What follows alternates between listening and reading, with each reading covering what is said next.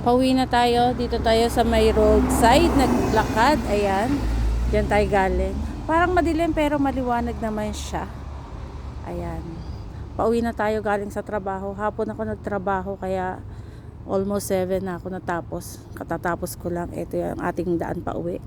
Ayun yung tulay. Pagkagabi, going to Chunmun. Ayan yung mga sabi ko parang mga bituin, di ba?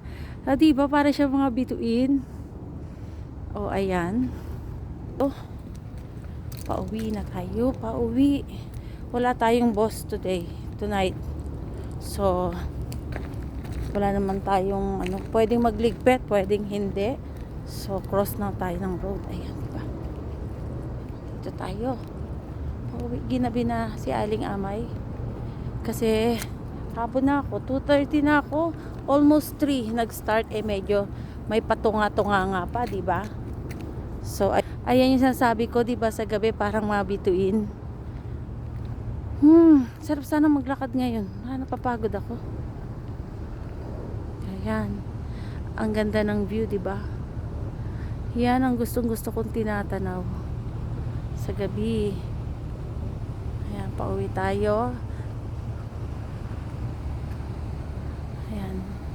Andun ang bridge. Kulay red. May kulay red siya. Para sa mga barkong dadaan. Meron siyang kulay. Ayan, may barkong dumaan, diba? So, ayan. Tayo dito. Ayan, may barko. Shipping.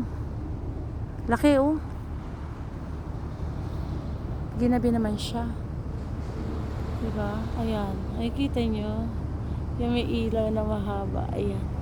Laki ng barko. Paalis na siya.